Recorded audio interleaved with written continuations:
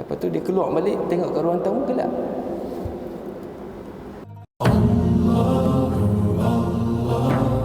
Tajuk yang diberikan dan dipilih oleh penyampai pada Tazkirah Zuhur ini, mengejar malam Lailatul Qadar. Alhamdulillah, pengurusan Masjid Abdullah Fahim,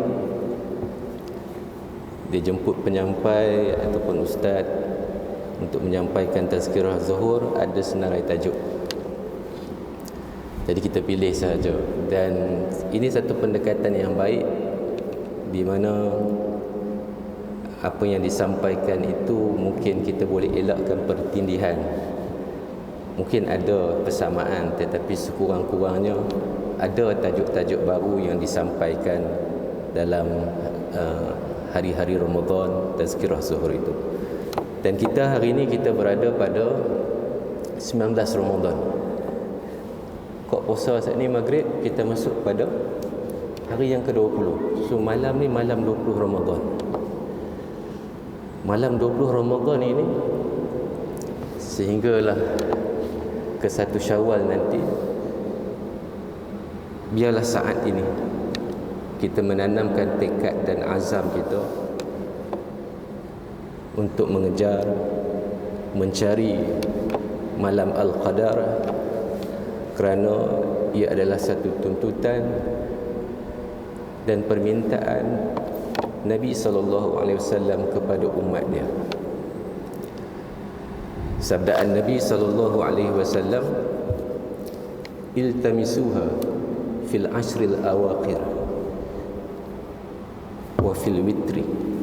Dalam satu hadis Nabi SAW, Nabi tuntut untuk kita mencari malam Al-Qadar pada 10 terakhir Ramadan, dan dalam riwayat itu disebut pada malam-malam yang ganjil. Dan Alhamdulillah, kita kalau berbicara tentang malam Al-Qadar, saya ingat semua orang dah ada gambaran. Bila kita sebut Lailatul Qadar, kalimah Lailah itu mungkin tak ada masalah, kita faham malam. Tapi kalimah Al-Qadar itu terdapat perbahasan ulama mengenainya. Kan, kalau kita tanya diri kita, kita fahamlah malam Al-Qadar itu apa, tetapi perkataan Al-Qadar itu maksud apa? Sekurang-kurangnya ada 3 maksud Al-Qadar itu. Pertama, ulama memberi pandangan Al-Qadar itu bermaksud kemuliaan. Bermaksud kemuliaan. Berdalilkan kepada surah yang selalu kita baca, surah Al-Qadar itu. A'udzubillahi minasyaitonirrajim. Bismillahirrahmanirrahim. Inna anzalnahu fi lailatul qadr wa ma adraka ma lailatul qadr ila akhirih. Inna anzalnahu, dhamir hu itu kembali kepada Al-Quran. Diturunkan pada malam Al-Qadar, malam yang penuh kemuliaan. Dan kemuliaan yang digambarkan dalam surah Al-Qadar yang kita baca itu, pertama, mulianya kerana pada malam itu diturunkan Al-Quran. Yang kedua, mulianya malam Al-Qadar itu kerana malaikat dan Jibril turun ke muka bumi. Dan seterusnya, malam Al-Qadar itu sejahtera sampailah terbit fajar. Mulia malam tu, malam kemuliaan, malam kemuliaan. Dan kita tahu, bila disebut inna anzalnahu fi lailatul qadr ini, kita patah balik kepada sambutan nuzul Quran, bermaksud Al-Quran itu diturunkan daripada sisi Allah ke Lauh Mahfuz sekaligus pada malam Al-Qadar. Kemudian diturunkan juga sekaligus daripada Lauh Mahfuz ke Baitul Izzah sekaligus. Dan kemudian diturun secara beransur-ansur kepada Nabi SAW selama lebih kurang 23 tahun, 13 tahun di Mekah, 10 tahun di Madinah. diturunkan wahyu Al-Quran itu secara berangsur-angsur, dan kita dapat Al-Quran sebagai pedoman dalam kehidupan kita, untuk melayari kehidupan kita, untuk bahagia di dunia dan juga di hari akhirat. Yang keduanya, ulama berpandangan Al-Qadar itu bermaksud ketentuan, hukum ataupun ketetapan. Kenapa? Pada malam Al-Qadar ini juga kan kita baca surah Ad-Dukhan kan, inna anzalnahu fi lailatin mubarakatin inna kunna munzirin, kan, wa fiha yufraqu kullu amrin hakim. Pada hari itu ditetapkan ketetapan, hukum, ketentuan, takdir kita ini untuk tempoh masa setahun ditetapkan. Sebab itu malam Al-Qadar ini, kalaulah kita ketetapan sekian-sekian kan, contohlah ditakdirkan oleh Allah Subhanahu Wa Taala kita ni meninggal, tetapi kalau doa kita tepat masa malam Al-Qadar, kita minta Allah panjangkan umur kita untuk beribadah kepadanya, dan dengan disebabkan doa kita itu, takdir itu boleh berubah. Takdir itu boleh berubah. Sebab itu yang selalu kita nak minta apa? Kalaulah kita berjumpa dengan malam Al-Qadar, duduk tengah-tengah kejar, duduk tengah-tengah cari, berjumpa, perkara asas yang kita kena minta ialah bukan harta, bukan kekayaan, tetapi hak doa, hak kita baca selalu dalam solat tarawih itu. Kita minta keampunan, kita minta redha Allah, kita minta syurga Allah, kita minta kita dibebaskan daripada api neraka Allah, dan kita minta, kita kata Allah Maha Pengampun, dan kita minta, ya Allah, ampunilah dosa-dosa yang telah kita pernah lakukan sepanjang umur kita. Sebab itu dalam satu hadis yang diriwayatkan oleh Muaz bin Jabal, kita daripada mahsyar nanti, kita duduk ni tak bergerak, melainkan setelah kita ditanya tentang 4 perkara. Pertama, umur kita. Allah tanya umur kita, ke mana kita habis sisanya. Kita takut umur kita ni dalam keadaan kita penuh dosa dan noda. Sebab itu berjumpa malam Al-Qadar, minta apa? Minta keampunan Allah Subhanahu Wa Taala. Umur kita ni biarlah penuh dengan, orang kata apa, perkara yang diredai oleh Allah Subhanahu Wa Taala. Yang keduanya, kita akan ditanya nanti tentang masa muda kita. Apa yang kita buat? Ramai ni yang muda-muda kan, banyak di padang mahsyar nanti tak bergerak kita, melainkan selesai Allah tanya kita, umur muda kita buat apa? Umur muda kita buat apa? Ketiganya, kita akan ditanya tentang harta kita, macam mana kita perolehi harta kita, dan bagaimana kita membelanjakan harta kita. Itu yang ketiga.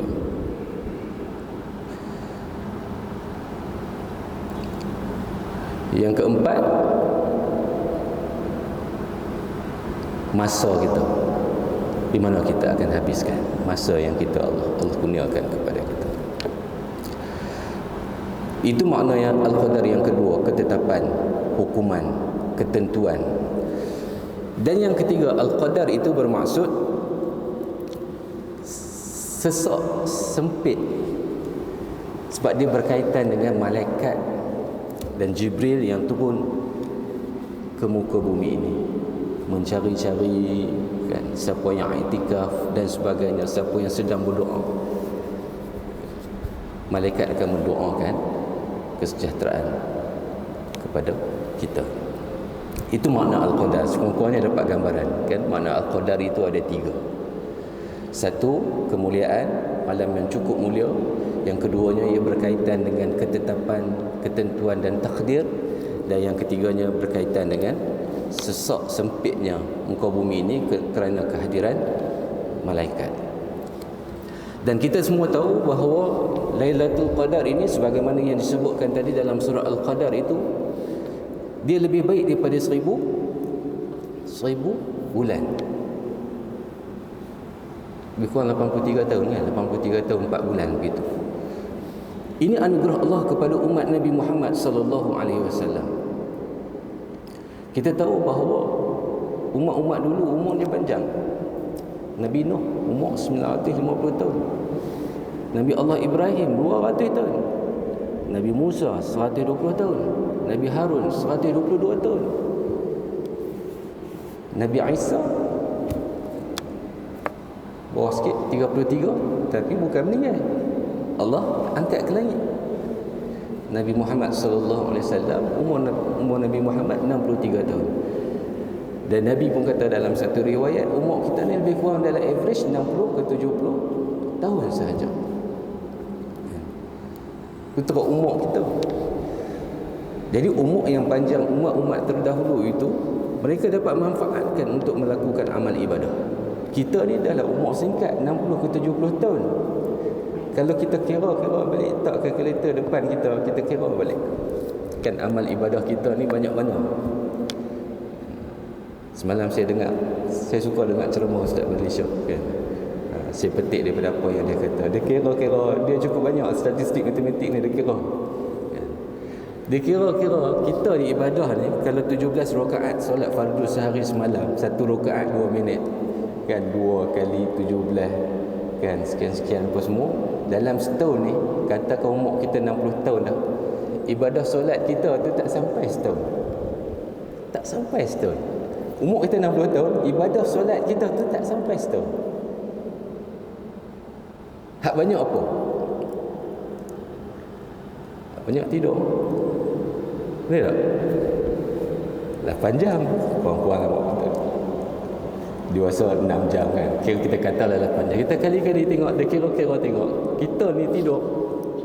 Dalam umur kita 60 tahun tu, 30 tahun kita tidur. Hak ibadah solat tadi tu tak sampai setahun, tidur 30 tahun. Tu tidur. Tu hak tidur biasa, hak tidur atas katil malam tadi. Tak masuk tidur dalam ceramah. Kan? Tidur juga. Bawa kereta, tidur lagi. Campur memang banyaklah umur kita ni, umur 60 tahun, 30 tahun lebih bawa kita tidur. Hak lebih-lebih lagi makan, minum dan sebagainya. Jadi keistimewaan malam Al-Qadar ini kalau kita dapat, dia cover balik tu. Dia cover lebih daripada average umur 60-70 tahun. Katakanlah malam Al-Qadar itu kita tengah tahajud, seolah-olah kita pahala tahajud gitu dalam tempoh 1000 bulan, 83 tahun 4 bulan. Kalau kita tengah baca Quran, Masya Allah, ibadah Quran kita tu cukup lama.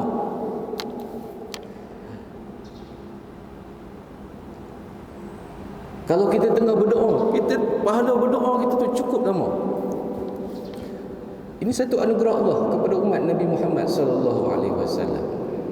Sebab itu apabila kita berbicara tentang amalan yang sepatutnya dilakukan dalam malam Al-Qadar, betul lah yang saya kata tadi, baca Quran, tahajud dan sebagainya. Tapi sekurang-kurangnya kita set dalam minda kita,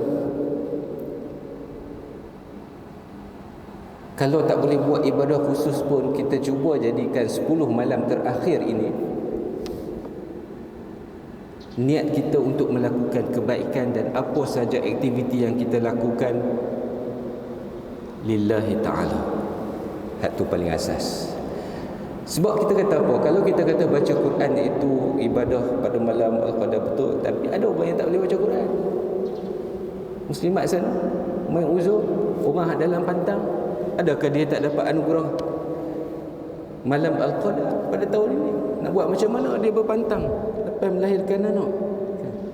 Sebab itu kita tune dalam pemikiran kita 10 malam terakhir ini ataupun 10 hari terakhir Ramadan ini, buatlah apa saja pun, tapi buat dengan penuh keikhlasan dan keimanan kepada Allah Subhanahu Wa Taala.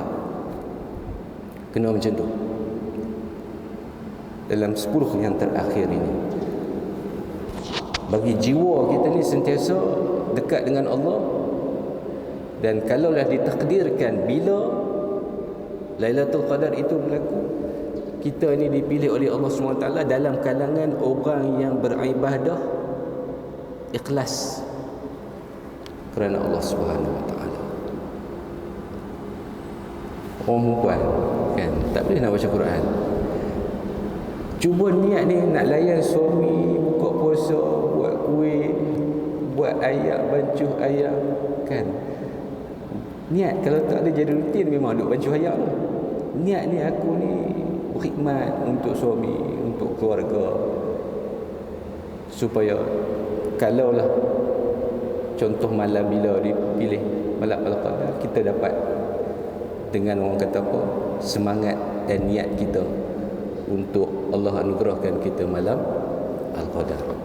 Kena buat macam tu.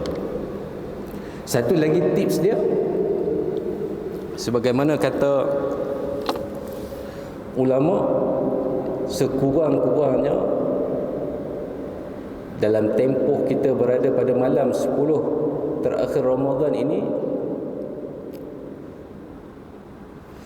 Imam Ibn Rajab Al-Hanbali rahimahullah menyatakan sebahagian ulama mazhab Syafi'i menakalkan riwayat daripada Ibnu Abbas radhiyallahu anhuma, katanya menghidupkan malam Lailatul Qadar akan terhasil apabila seseorang mendirikan solat Isyak secara berjemaah dan berazam untuk melakukan solat subuh secara berjemaah juga. Start malam ni, target tak mau tinggal ni. Solat Isyak berjemaah, solat subuh berjemaah. Imam Malik merekodkan dalam kitab Al-Muwatta bahawa Imam Al-Musayyib berkata, sesiapa yang bertemu dengan Lailatul Qadar bermaksud yang mendirikan solat dalam berjemaah pada malam tersebut, maka dia akan memperolehi kebaikan malam itu. Begitulah jua yang dikatakan oleh Imam Syafi'i rahimahullah dalam pendapat yang lamanya, sesiapa yang mendirikan solat Isyak dan subuh pada malam Al-Qadar, maka dia akan memperolehi kebaikan. Itu paling kurang. Itu paling kurang. Hak kita boleh orang kata apa, formulakan dalam diri kita untuk kita beroleh kebaikan dan kemuliaan malam Al-Qadar. Tapi apa cara Nabi SAW dalam nak mendapatkan malam Al-Qadar? Nabi suruh kita cari, suruh kita berusaha untuk dapat malam Al-Qadar. Kita tahu bahawa Nabi 10 malam terakhir ni, start malam ni lah kita kata, Nabi bersungguh-sungguh kejutkan ahli keluarga kan, untuk sama-sama bangun malam dan beriktikaf. Nabi iktikaf di masjid malam Al-Qadar. Kita pun sama. Saya yakin Masjid Abdullah Fahim buka kan untuk iktikaf, buka untuk iktikaf di masjid. So kita sama-sama beriktikaf, cuba beriktikaf di masjid, mengambil apa yang cara yang Nabi SAW lakukan.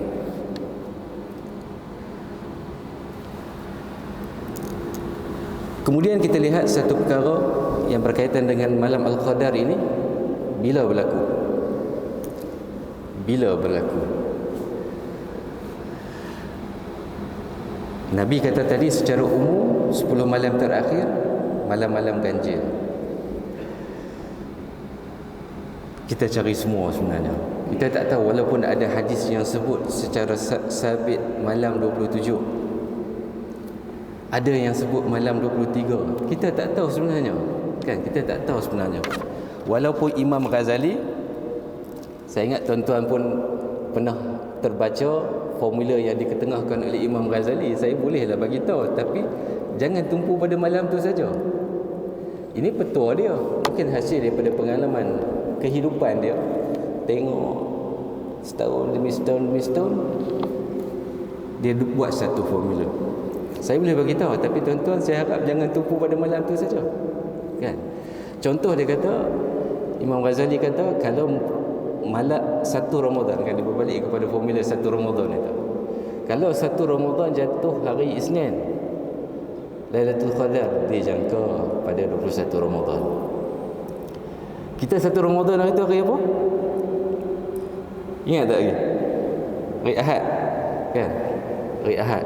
Kalau hari Ahad 1 Ramadan itu ikut formula Imam Ghazali lah, Lailatul Qadar jatuh pada 29 Ramadan.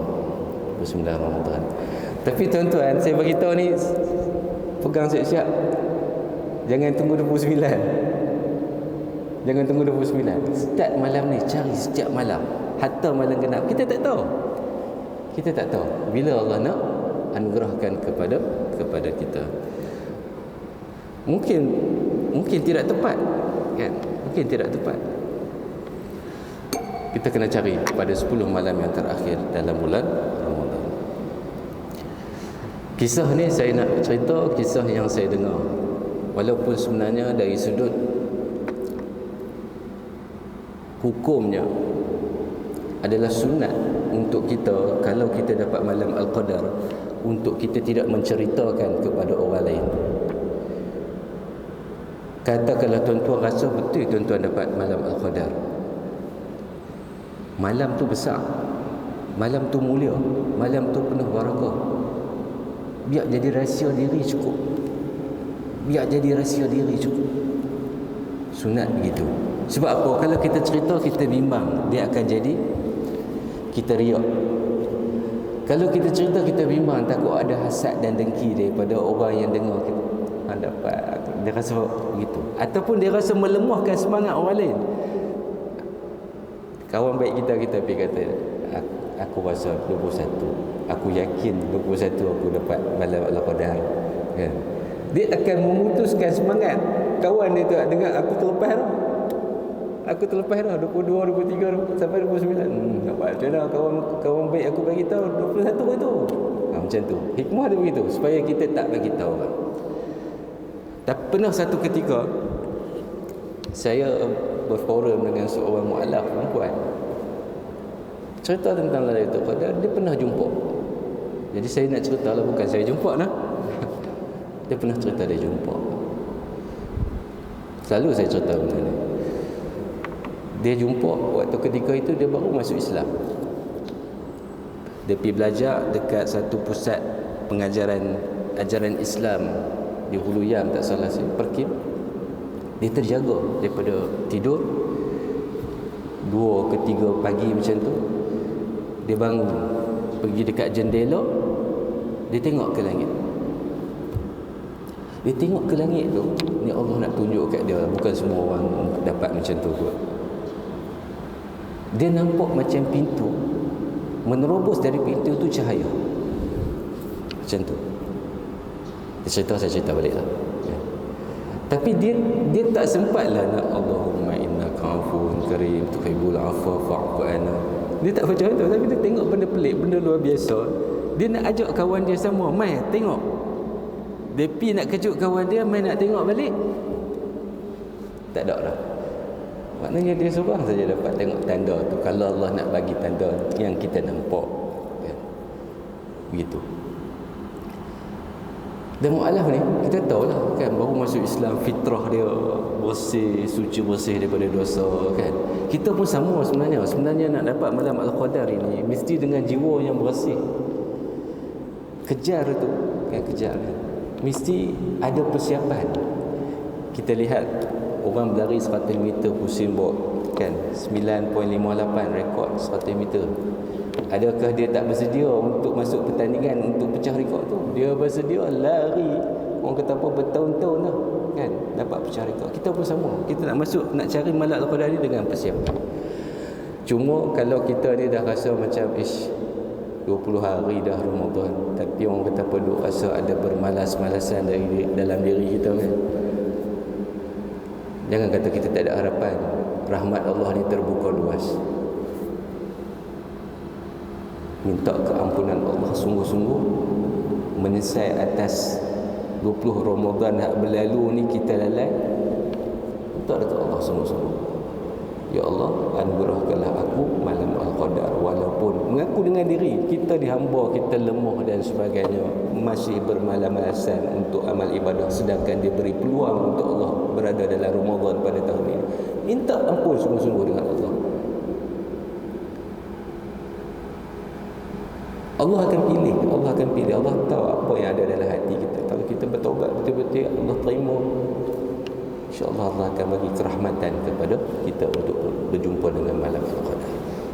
Cuma kita beringat dalam diri kita sepanjang hidup kita ni, kalau kita ni jenis duk rasa malas beribadah, berat nak beribadah, berat nak bangun tahajud, berat nak puasa, berat nak baca Quran, ingat satu perkara saja. Saya cerita ni, ingat satu perkara saja. Kenang balik di alam kubur barzakh sana. Kan kat mana-mana kita tengok kubur, kita rasa dalam kubur tu duk meminta-minta supaya ruh dikembalikan kepada jasad. Ruh dan jasad ini dikembalikan di atas muka bumi. Dia nak buat apa? Dia nak buat amal ibadah, dia nak bersedekah. Cukup dia nak meminta-minta. Kita ingat itu cukup. Kalau kita duk rasa malas, kita takut kita ni masih bernyawa, tak pi sana lagi, kita duk rasa malas lagi ke? Sedangkan sana nak mai sini nak buat ibadah. So mudah-mudahan dengan cara kita berfikir begitu, kita rasa jadi malas pun kita usahakan. Ada orang tua-tua kata malam Al-Qadar ni, kalau kita jenis duk rasa malas sangat, time tu lah kita lawan. Malam tu lah kita duk rasa, ya Allah mengunyah lah, mengantuk kan? Mana nak tahu malam tu lah sebenarnya malam Al-Qadar. Tapi kita rasa kan, kita duk rasa lawan, bangun, buat amal ibadah, itikaf di masjid. Mana tahu kok malam itu malam yang kita berjumpa dengan malam Al-Qadar. Satu lagi cerita Mu'alaf ni, dia jumpa 2 kali dalam kehidupan dia. Waktu tu dia dah berkeluarga, ada anak dah, duduk petang putera ni. Saya tak beritahu lah siapa. Dia kata satu malam tu dia terjaga dalam pukul 2 hingga pukul 3 juga. Tapi dia tak tahu waktu tu dia terjaga. Dia pergi ruang tamu, dia tengok ruang tamu dia tu dekat sliding door tu cerah. Dia kalut lah, anak nak pergi sekolah, dah cerah dah ni kan. Biasa bangun sebelum subuh, bersiap dan sebagainya, kalut masuk pergi kejut anak. Bangun lekas ni, kita dah kelewat ni, cerah dah kan. Lepas tu dia keluar balik, tengok kat ruang tamu gelap. Tengok jam, antara pukul 2 hingga pukul 3. Nak cerita apa ni? Wallahualam. Waktu tu pun dia pun tak sempat nak berdoa nak apa, tapi duk kisah kalut kehidupan, nak bawa anak pergi sekolah dan sebagainya. Nak ceritanya dia berkaitan dengan tanda tu lah kan, dia lah dapat berkaitan dengan cahaya. Dan kita tahu bahawa dalam surah Al-Qadar berkaitan dengan penurunan malaikat, dan malaikat daripada cahaya. Jadi kita tak tahulah, janganlah kata mesti jumpa tanda macam tu. Ini anugerah Allah kepada orang-orang tertentu, dan kita pun mungkinlah kita pernah dapat kan. Dan salah satu tandanya, tapi kadang-kadang kita dapat tanda ni, tanda lepas matahari terbit kan. Oh, hari ni tengok matahari, aku rasa semalam ni matahari macam dah hadis kata kan, tenang saja kan, dia tak apa nak bersinar kan, sesuai macam hadis kan. Tapi malam tu kita reflect balik, lah aku tidur kadang kan, kadang-kadang dah terlepas dah kan. Sebab tu orang kata dalam 10 malam terakhir, tekad dan azam ni orang kata setiap malam cuba, setiap malam rasa malas, lawan nafsu kita. Ini orang kata apa, mujahadah melawan hawa nafsu ketika 10 malam terakhir. Dan selepas Ramadan kita lawan juga. So kita kena beringat dalam diri kita tentang tanda-tanda ini, dan kita cuba berusaha sedaya mungkin untuk kejar dan dapatkan malam Al-Qadar, kerana kelebihannya masya-Allah. Dengan kadar umur kita umat Nabi Muhammad ini, dengan anugerah malam Al-Qadar ini khusus untuk kita umat Nabi Muhammad sallallahu alaihi wasallam. Jadi mudah-mudahan kita jaga niat kita, tingkatkan azam dan tekad kita. Mudah-mudahan kita doakan sama-sama kita beroleh macam imam doa tadi, Allahumma rizqna lailatul qadar, Allah rezekikan kita dengan malam Al-Qadar kan, sehingga kita diampuni oleh Allah Subhanahu taala, sehingga kita menjadi makhluk yang kembali kepada fitrah suci dan dosa daripada segala dosa. Itulah yang sebenarnya. Bila kita sambut Aidil Fitri, kita kembali kepada fitrah, nak menyucikan segala dosa-dosa kita. Kerana azab siksa di neraka itu cukup pedih, sukar untuk kita tangguh. Kita doa Allah ampunkan kita semua beroleh syurga Allah Subhanahu wa taala. Saya ingat sekadar itu. Wabillahi taufiq wal hidayah. Assalamualaikum warahmatullahi wabarakatuh. Alhamdulillahirabbil alamin wassalatu wassalamu ala asyrafil anbiya'i wal mursalin wa ala alihi wa sahbihi ajma'in. Allahumma inna nas'aluka ridhaka wal jannah wa na'udzubika min sakhatika wan nar. Allahumma innaka 'afuwun karim tuhibbul 'afwa fa'fu 'anna wa an walidina wa an jami'il muslimina wal muslimat wal mu'minina wal mu'minat al-ahya'i minhum wal amwat. Ya Allah, anugerahkanlah kami malam al-qadar. Ya Allah, anugerahlah kami malam al-qadar. Ya Allah, anugerahkanlah kami malam al-qadar. Ya Allah, tiada daya dan kekuatan melainkan daya dan kekuatan yang Engkau berikan kepada kami, Ya Allah. Berilah daya dan kekuatan kami, Ya Allah, untuk mencari malam al-qadar, Ya Allah. Ya Allah, jauhilah kami daripada sikap bermalas-malasan untuk melakukan amal ibadah, Ya Allah. Bimbinglah kami, Ya Allah. Hidayahlah kami, Ya Allah. Rahmatilah kami, Ya Allah. Berkatilah kami, Ya Allah, di dalam bulan Ramadan ini, Ya Allah.